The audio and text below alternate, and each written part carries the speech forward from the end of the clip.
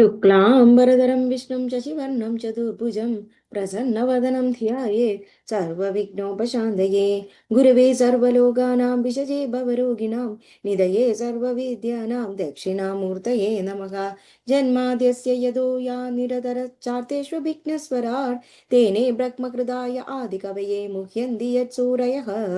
तेजो वारिमृदां यदा विनिमयो यत्र सर्गो मृषा धाम्ना स्वेन सदा निरस्तकुहकं सत्यं परं धीमहि। धर्मप्रोञ्चितकैतवोऽत्र परमो निर्मत्सराणां सदां वेद्यं वास्तवमत्र वस्तु शिवदं तावत्रयोन्मूलनम्। श्रीमद्भागवते महामुनिकृते किं वा परैरीश्वरः सद्यो हृद्यवरुध्यते द्रगद्भिः शुश्रूषुभिस्तक्षणात्। निगमकल्पतरोर्गलितं फलं शुकमुखादमृतद्रवसंयुतं पिबत भागवतं रसमालयं मुहुरगो रसिका भुवि भावुकाः। नारायणं नमस्कृत्य नरं चैव नरोत्तमं देवीं सरस्वतीं वासं ततो जयमुदीरयेत्। यं प्रप्रचण्डमनुपेतमपेतकृत्यं द्वैपायनो विरककादर आजुगाव पुत्रेति तन्मयतयोतरवो विनेदु तं सर्वभूतहृदयं मुनिमानतोऽस्मि। यस्वानुभावमखिलश्रुतिसारमेघमध्यात्मतामतितीर्षदां तमोन्दं संसारिणां करुणयागपुराणगुह्यं तं व्याससूनमुपयामि गुरुमुनीनां मूगं करोति वाचालं भङ्गुं लङ्घयति गिरिं यत्कृपातमहं वन्दे परमानन्दमाधवं। यं ब्रह्मा वरुणेन्द्र रुद्रमरुतस्तुन्वन्ति दिव्यैस्तवैः वेदैः साङ्गपदक्रमोपनिषदैर्गायन्ति यं सामगाः। ध्यानावस्थितगद्गदेन मनसा पश्यन्ति यं योगिनो यस्यान्तं न विदुसुरासुरगणा देवाय तस्मै नमः।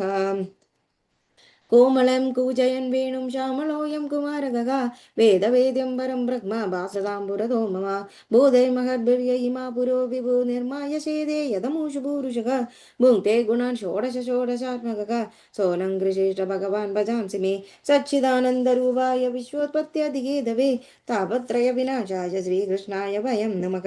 अथ पञ्चमोऽध्यायः। नारद उवाच पौरोहित्याय भगवान् वृदकाव्यखिलासुरैः षण्डामर्कौ सुतौ तस्य दैत्यराजगृहान्तिके तौ राज्ञा प्रापितं बालं प्रह्लादं नयकोविदं पाडयामास धूपाड्य नन्यांश्चासुरबालकान् यत्तत्र गुरुणा प्रोक्तं शुश्रुवेणुपपाठ च न साधु मनसा मेने स्वपरा सद्ग्रहाश्रयम् एकदासुरराट्पुत्रम् अङ्गमारोप्य पाण्डव पप्रच्छकद्यतां वत्स मन्यते साधु यद्भवान् प्रह्लाद उवाच तत्साधु मन्ये सुरवर्यदेहिनां सदा समुद्विग्नधियां सद्ग्रहात् हित्वात्मपातं गृहमण्डपकूपं वनं गतो यद्धरिमाश्रयेद। नारद उवाच श्रुत्वा पुत्रगिरो दैत्यः परपक्षसमाहिताः जगास बुद्धिर्बालानां भिद्यते परबुद्धिभिः सम्यग् विद्धार्यतां बालो गुरुगेहे द्विजादिभिः विष्णुपक्षैः प्रदिच्छन्नैर्न भिद्येतास्य धीर्यदा गृहमानीतमायुहूय प्रह्लादं दैत्यया जगाः प्रशस्य श्लष्णया वाजा सपपृच्छन्दधामभिः वत्स प्रह्लाद भद्रं ते सत्यं कथय मामृषा बालानधिकुतस्तुभ्यम् एष बुद्धिविपर्ययः बुद्धिभेदपरकृत उदाहो ते सवताभवत् वन्यतां श्रोतु कामानां गुरूणां कुलनन्दन। प्रह्लाद उवाच स्वपरश्चेत्य सद्ग्राहक पुंसां यन्मायया कृतक विमोहितधियां सृष्ट तस्मै भगवते नमः। स यादावुनुवृतः पुंसां पशुबुद्धिर्विभिद्यते अन्य एष तदान्योऽहम् इति भेदगदा सति स एष आत्मा स्वपर्येतु बुद्धिभिर्दुरत्ययानुक्रमणो निरूप्यते मुह्यन्ति यद्यर्मनि वेदवादिनो ब्रह्मादयो केश भिनन्ति मे मतिम्। यदा भ्राम्यत्ययो ब्रह्मन् स्वयमाकर्षणं सन्निधौ तदा मे भिद्यते चेद चक्रपाणेर्यदृच्छया। नारद उवाच एतावद् ब्राह्मणा योक्त्वा विरराममकामतिः तं निर्भर्त्स्याद कुपितः सदीनो राजसेवकः आनीयतामरे व्रत्रम् अस्माकं मयशस्करः कुल्याङ्गारस्य दुर्बुद्धे चतुर्थोऽस्योदितो दमः दैत्येयचन्दनवने जातोऽयं कण्डकद्रुमः यन्मूलोन्मूलपरशोर्विष्णुर्नाळायिदोर्भगः इति तं विविधोपायैर्भीषयं स्तर्जनादिभिः प्रह्लादं ग्राहमामास त्रिवर्गस्योपपादनं तदयेनं गुरुज्ञात्वा ज्ञातज्ञेयश्च दुष्टयं दैत्येन्द्रं दर्शयामास मातृमृष्टमलङ्कृतं पादयोपदिदं बालं प्रतिनन्द्याशिषासुरः परिष्यज्य चिरं दोर्भ्यां परमामापनिर्वृतम् आरोप्याङ्गमवाक्राय मूर्धन्यश्रुकलाम्बुभिः आसिञ्चन् विकसद्वक् त्रिमिदमाकयुधिष्ठिर हिरण्यकशिपुरुवाच प्रह्लादानुच्यतां तात स्वदीदं किञ्चिदुत्तमं कालेनैतावदायुष्मन् यदशिक्षद्गुरोर्भवान् प्रह्लाद उवाच श्रवणं कीर्तनं विष्णोः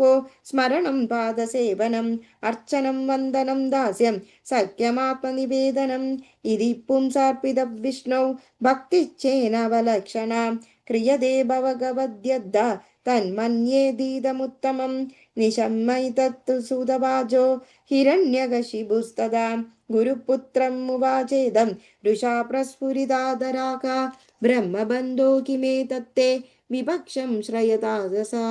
असारं ग्राहितो बालो मामनादृत्य दुर्मदे सन्दिह्यः साधवो लोके दुर्मैत्राश्चत्मवेशिनः तेषामुद्देत्यगं काले रोगपादगिनामिव गुरुपुत्र उवाच न मत्प्रणीतं न प्रणीतं सुधो वदत्येष तवेन्द्रश्रत्रो नैसर्गीयं मदिर्यस्य राजन्नियच्च मन्युं कददास्ममानः नारद उवाच गुरुणैवं प्रतिप्रोक्तो भूय आहासुरसुदं न चेद्गुरुमुखीयं ते कुतो भद्रा सती मतिः प्रह्लाद उवाच मतिर्न कृष्णे परदं स्वतो वा मिथो बिपद्येत गृहप्रधानाम् अदान्तगोभिर्विशदान्तमिश्रं पुनः पुनश्चर्विदचर्वणानां न ते विदुस्वार्थगतिं हि विष्णुं दुराशया ये बहिरर्थमानिनः अन्धा यदान्धैरुपनीयमाना वाचीशदन्ध्या मुरुदां निबद्धाः नैषामधिस्तावदुरुक्रमक्राक्रीं स्पृशत्यनार्तापगमो यदर्थः महीयसां पादरजोऽभिषेकं निष्किञ्चनानां न वृणीत यावत् इत्युक्तो परदं पुत्रं हिरण्यकशिपुरुषा अन्धीकृतात्मा स्वो सङ्गन्ना निरस्यत महीतले आहामर्षुतृषाविष्टक कषायीभूतलोचनः वध्यतामा स्वयं विद्वद्यो निस्सारयद नैरदाः अयं मे भ्रातृकासोऽहं नीत्वा तान् स्वकृतौतमः पितृव्यहं दुर्यपादौ विष्णोर्दासवदर्शति विष्णोर्वासाद्वसौ किं नु करिष्यत्यसमञ्जसः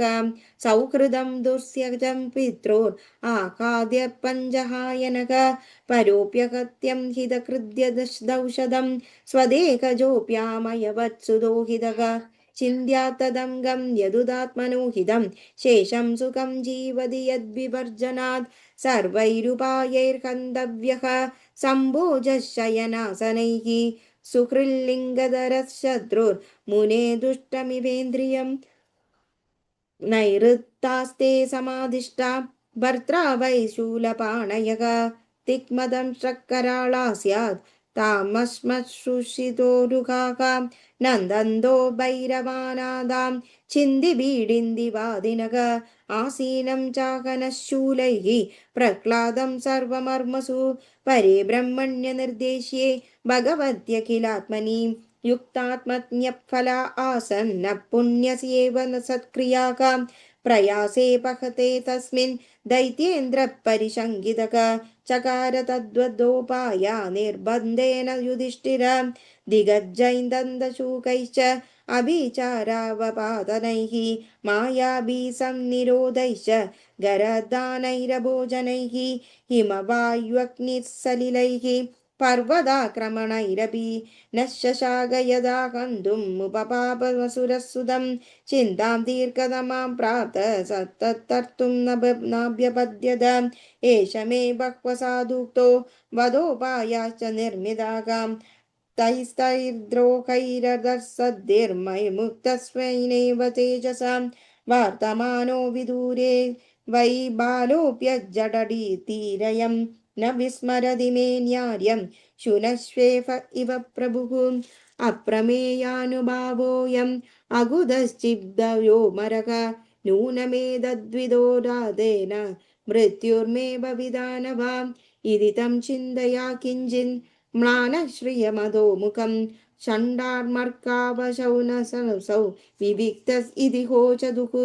जिदं त्वयैकेन जगदत्रयं भ्रुवोर्विजृम्भणस्त्रस्तमस्तदिक्ष्ण्यवं न तस्य चिन्त्यं तव नादचक्ष्महे न वै शिशूनां गुणदोषयोपदम् इमं तु पार्श्वैर्वरुणस्य बद्ध्वा निदेहि भीदो न पलायते तदा बुद्धिश्च पुंसो वयसार्यसेवया यावद्गुरुर्भार्गव आगमिष्यति तदेति गुरुपुत्रोक्तमनुज्ञेयतमब्रवीत् धर्माख्यस्योपदेष्टव्या राज्ञां ये गृहमामेदिनां धर्मर्थं च कामं च नितरां चानुपूर्वशः प्रह्लादायोचदुराजन् प्रश्रितावनदाय च यदा त्रिवर्गं गुरुभिरात्मने उपशिक्षितं न साधु मेने तच्चिक्षां द्वन्द्वारामोपवर्णितां यदाचार्यपरावृत्तो गेकमेदीयकर्मसु वयस्यैर्बालकैस्तत्र सोपहूतकृतक्षणैः अददाश्लक्ष्णया वाजा प्रत्याहूय महाबुधः उवाच विद्वां तन्निष्ठां कृपया प्रहसन्निव ते तु तद्गौरवात् सर्वे त्यक्तक्रीडापरिच्छदाः बालानदूषितधियो द्वन्द्वारामेरिदेहितैः पर्युपासद राजेन्द्र तन्यस्तहृदये क्षणाः तानाक करुणो मैत्रो महाभागवतोऽसुरः इति श्रीमद्भागवते महापुराणे पारमहंस्यां संहितायां सप्तमस्कन्धे प्रह्लादानुचरिते पञ्चमोऽध्यायः सर्वत्र गोविन्दनाम संकीर्तनं गोविन्द गोविन्द थैंक यू।